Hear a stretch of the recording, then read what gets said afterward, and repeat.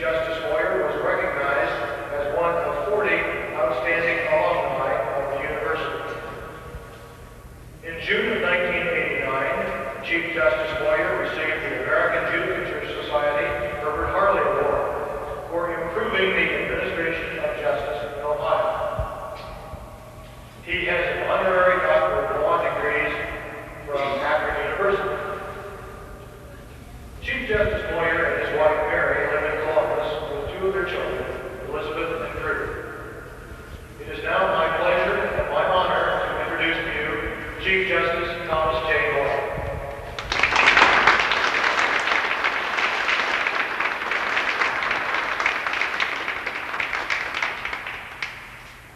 Thank you, Judge Faulkner. What David didn't tell you was that he was a law student at Ohio State when I was, and he didn't speak on behalf of all of our fellow students that wondered how Tom Moyer ever got to be the position. Yeah, but David was very kind to me and not add that to his introduction. To Judge Berg and Judge Rapp, Representative Stozick, Commissioners of Hardin County, elected officials, and certainly the committee that has been responsible for this program of the restoration of the Hardin County Courthouse. I say thank you, Mary, and I thank you for being invited to participate in this very, very significant birthday celebration. First, I would commend you for what you have done. I know that it's not, for the county commissioners, I know it's not popular to oftentimes to spend money on old buildings. And many courthouses around Ohio that were built originally that look very much majestic and impressive and have architecture that's as significant as this courthouse. It was a very difficult time in finding the public funds to keep the building looking the way it should.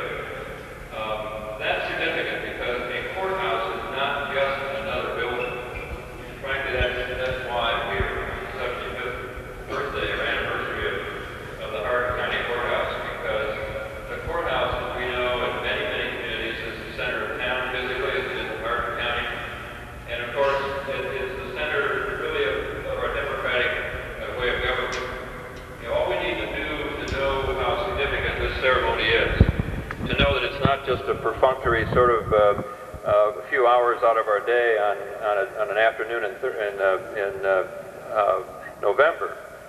All we have to do is remember about a year ago what we saw on TV and the newspapers and so forth, the pictures of the Germans dancing on the wall that used to separate East Germany from West Germany.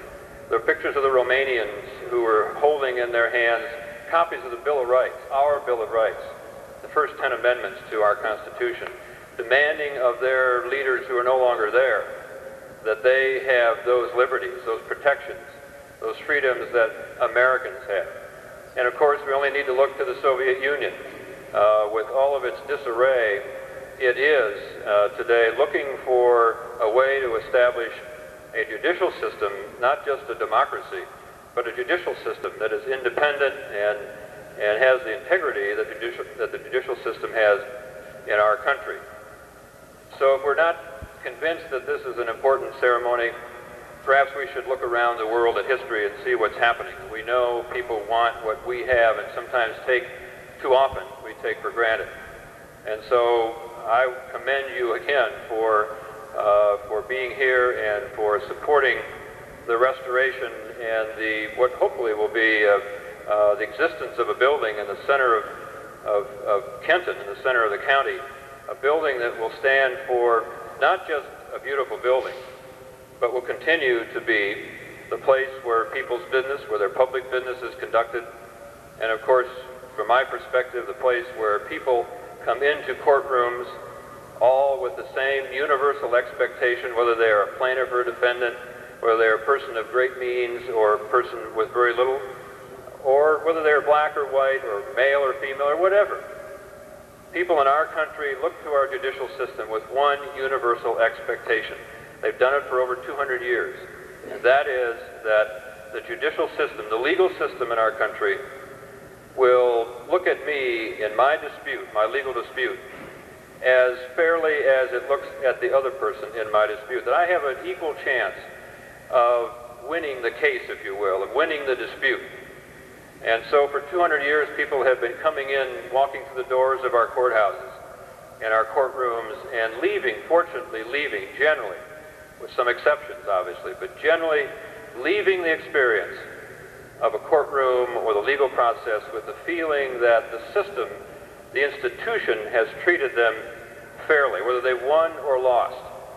And so the rededication or the birthday celebration of a courthouse is not a birthday celebration for just another building. James Madison said when he was urging his fellow citizens in 1788 to adopt the proposed United States Constitution, justice is the end of government. It is the end of civil society. It ever has been and ever will be pursued until it be obtained or until liberty be lost in the pursuit. When people walk into a building with a legal dispute, they immediately have a feeling about what the institution thinks about their dispute. If they walk into a building that is not kept, a building that is dilapidated, a building that says to the people, we don't really care about this place in which we are going to resolve your dispute, they begin feeling that the system is not going to treat them very fairly. And so that's why this birthday party and what you've done to the murals and all of the work that one cannot see, but the work that just simply says this building with its well, I think its majesty. I think this is a beautiful building. You should be very, very proud of it, because what it says to people who come into the building is that the institutions here feel that your business here is very, very important. So important that we have expended the money, if you will, and the effort and the time and the planning to make sure that this place in which that business is conducted is a place in which you feel comfortable and in which you feel you can walk out believing that if it's in a courtroom, that your dispute has been resolved in an important way and fairly and impartially. So again, I thank you on behalf of certainly the members of the Supreme Court, and if I may be so presumptuous, on behalf of all of the judges of Ohio, because we're all part of an institution. And when you do something like this in your community, it says something about all of us. So I thank you very much. I thank you for the invitation to be here, and I thank you for what you have done.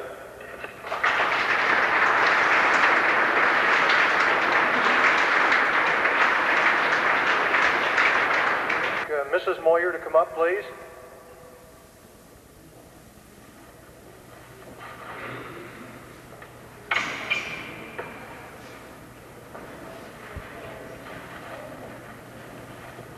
Mary, on behalf of Hardin County, I would like to present you with a little token of our appreciation of your coming today and accompanying Chief Justice Moyer. Thank you very much. Thank you.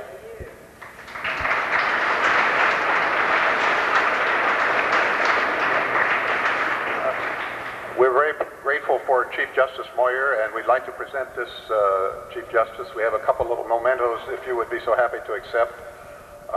First is a pin that I don't know how many of you have seen. It was designed by our county engineer, Clay Flynn.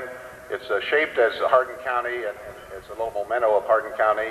And then we have a plate that was designed during our sesquicentennial that has a very nice picture of the courthouse. And so, Chief Justice, we'd like for you to have these. Thank you very much. Next, we're very happy to have with us a man who represents us in Hardin County at our State House. Representative Stozich is no stranger to Hardin Countyans. We all know John, and we appreciate the work he does for us. And so this time I'm happy to introduce Representative John Stozich.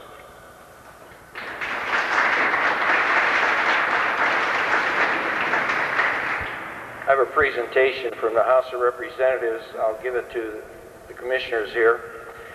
On behalf of the members of the House of Representatives of the 118th General Assembly of Ohio, we're pleased to extend special recognition to the Hardin County Courthouse on the 75th anniversary of its dedication, November 23rd, 1990. For the past 75 years, the present-day Hardin County Courthouse has been a symbol of community strength and lasting tribute to the people who settled in this area and worked hard to make their community great. the progressive ideas and determination of the citizens of Hardin County to strive for a better life has brought continued growth and prosperity to the area. America is only as strong as her individual communities, communities made up of citizens who are not afraid of change, but who welcome it and temper new ideas with wisdom that flows from tradition and proud heritage to achieve true progress.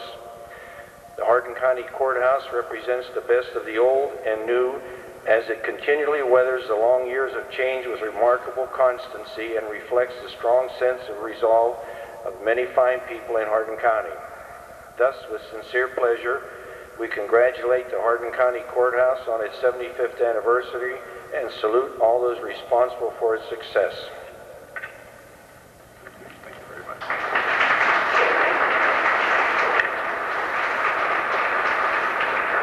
Thank you very much, Representative Stosich. We certainly appreciate that.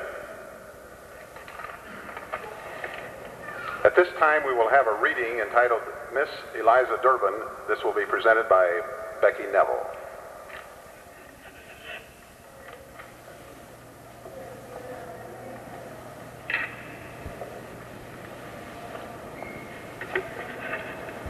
I have the honor of reading to you a poem which was written by Eliza Durbin around the time that the courthouse was originally built and dedicated. And it's entitled, To the New Courthouse. We watch thy massive walls arise upon that cherished square, and all the hopes that free souls prize are building with thee there. Thou art of us, and what in thee, for weal or woe betide, shall mark for hardened sons to be our height in shame or pride. May rancor stay below, when crime goes up thy stately stair, and justice waiting calmly there, into her balance throw no bias save sweet mercy's plea, that he who leaves thy door may go, not filled with hate toward thee, but strong to pay life's score. May greed within thy splendid halls shrink in their grandeur sweet, and shame thy love built in thy walls may save to hiding creep. Thou art of us faith-conquering fears, we build ourselves in thee. Take thou this message to the years, their souls were high and free. Thank you.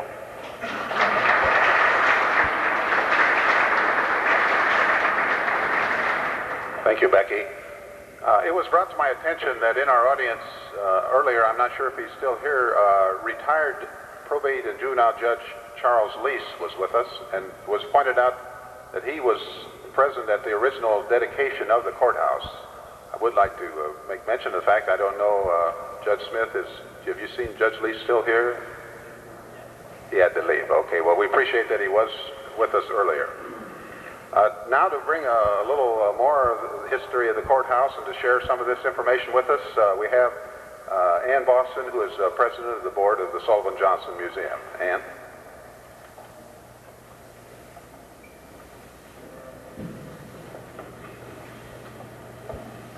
Thank you, Howard.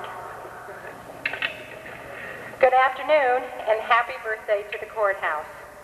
The first Hardin County Courthouse was built on the east side of the square in 1834, a two-story building, 40 feet long and 30 feet wide. In 1853, a fire destroyed that building, and in 1854, a second courthouse was built, 2 stories high, 74 feet long, and 51 feet wide. It became known as the Grecian Temple. Hardin County outgrew that second courthouse in the early 1900s. In 1912, the county office moved into the armory, and the second courthouse was demolished. The Daughters of the American Revolution saved the circular stone columns from the second courthouse and used them to mark Hall's Trail that we can still enjoy and see today. In 1915, we moved into this great building, and today we celebrate its 75th birthday. Linda Lang, Hardin County Regional Planner and member of the Sullivan Johnson Museum Board, has prepared this brochure that covers the history of the courthouse and offers a self-guided tour of the building. You are welcome to a copy of this brochure. Enjoy our courthouse.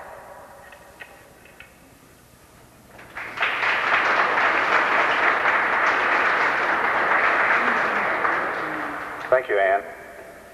As a part of the leadership of Charles Jacobs and his staff at the museum, we're privileged to unveil today a display or an exhibit, as you would, that will continue to be in the lobby of the courthouse. Perhaps we'll have the exhibits change from time to time, but it's a very nice exhibit.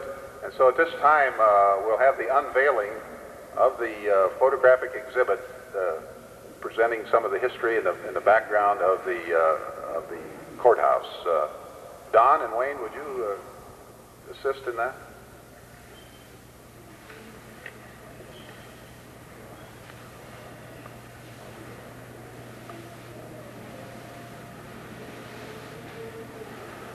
This is a very nice display, and after the program is over, perhaps you'll have a chance to browse by and enjoy what is being presented there. And we're very grateful for the efforts of Charles and his staff for making this possible. Thank you. Now we're getting down to the conclusion of this part of our program, and we have the presentation of our birthday cake. A little background about the Uncle Sam Santa character. Uncle Sam Santa is Old St. Nick's uncle. He wears a patriotic costume designed by famous cartoonist Thomas Nast during the Civil War. His stars and striped suit was revived during the early 20th century when the United States emerged as a great global power. Uncle Sam Santa was a familiar and popular character 75 years ago when this courthouse was dedicated. And I think the gentleman is arriving now. Uncle Sam Santa.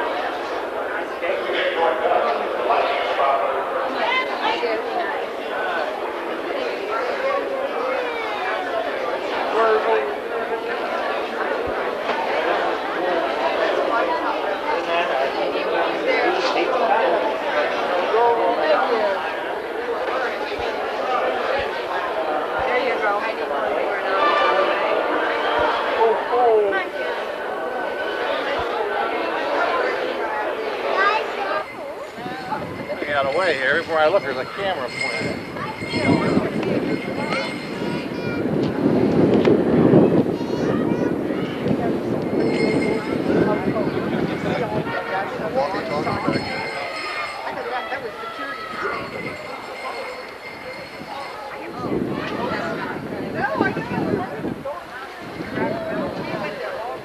Ladies and gentlemen, I'd like to thank all of you for showing up here tonight. This is a wonderful occasion for Hardin County. 75 years, new lighting goes up. A new spirit of Christmas will be born here tonight. This Christmas is a Christmas of love. Christmas of love that I hope that we can send clear over to the Middle East. Also, to those who have passed on. I ask you to join in with Mrs. Claus and myself in singing the first verse of Silent Night.